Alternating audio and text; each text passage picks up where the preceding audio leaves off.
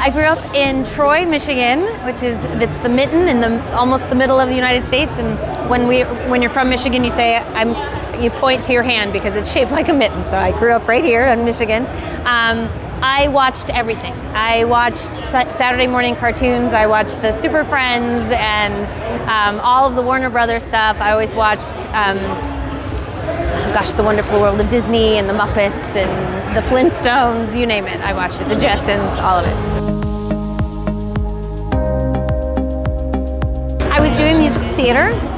I was at the University of Michigan, and I wasn't sure where I wanted to go because I was doing 2 degrees at the same time, which was a lot of school, and the original plan was to do music therapy, and I was going to go to grad school, and I was just like, no more school. So I always did voices because I watched all of those cartoons. I would just see a baby or a dog, and I would just give them a voice, and so they would just kind of pop out.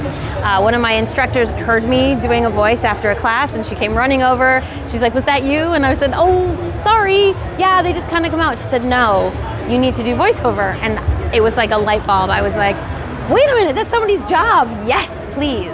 So I did some research. We didn't have, Google back then. I'm a lot older than you think. So I had to kind of do some research, and at the time you had to be in Los Angeles if you wanted to do animation. So I moved to LA and I asked a bunch of questions, and here I am.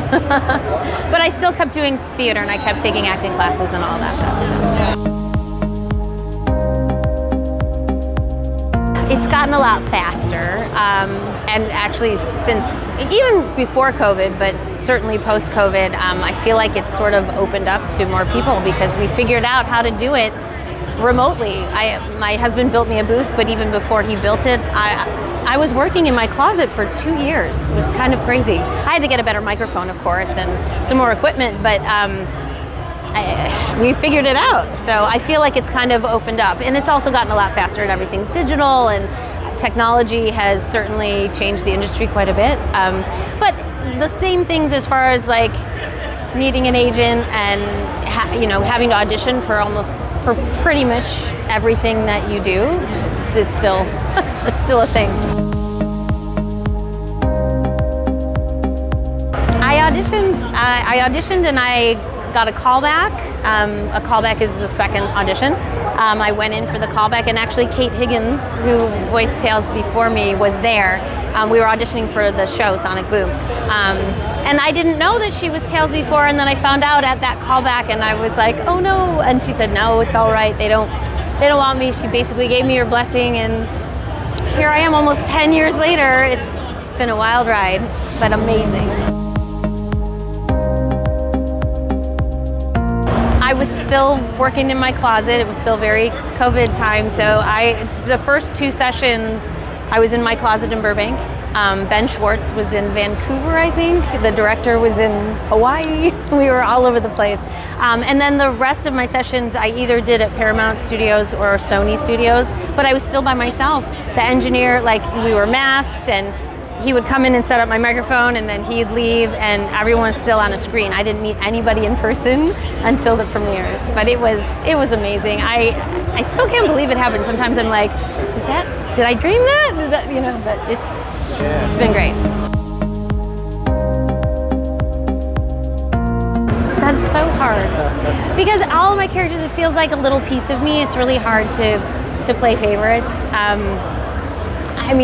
If I had to pick one, I would actually probably pick Polly McShane from The Kids from Room 402, which is probably a very obscure reference. It's the very first show I ever was cast in, and she's got a very special place in my heart because it was my very first show, and she was hilarious. I wish the show had done better than it did, but Polly McShane, she collected spoons. She was loud and crazy and silly and did the polka.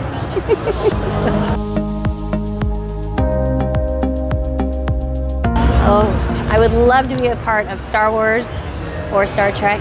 I'm a total big nerdy nerd. And a bunch of my other fellow voice actors, they started this little thing, Vox Machina.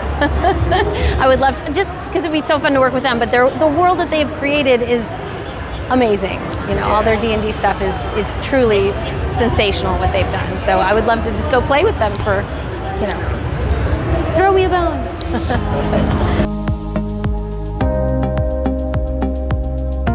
My absolute favorite is original animation. Because we get to record that first. When you're working on anime, it's already finished, and you have to fit your performance into something that's already done, which is, it's a really technical skill. And while I do appreciate it, being in a group read, original animation, they animate to what you did, so we get to do it first. So if there are any pauses or your character has any sort of, you can make it your own a lot more so than you can with dubbing because it's already finished. And when you get to, it's a dream job when you get to do a group record with all your fellow actors. That's my absolute favorite thing.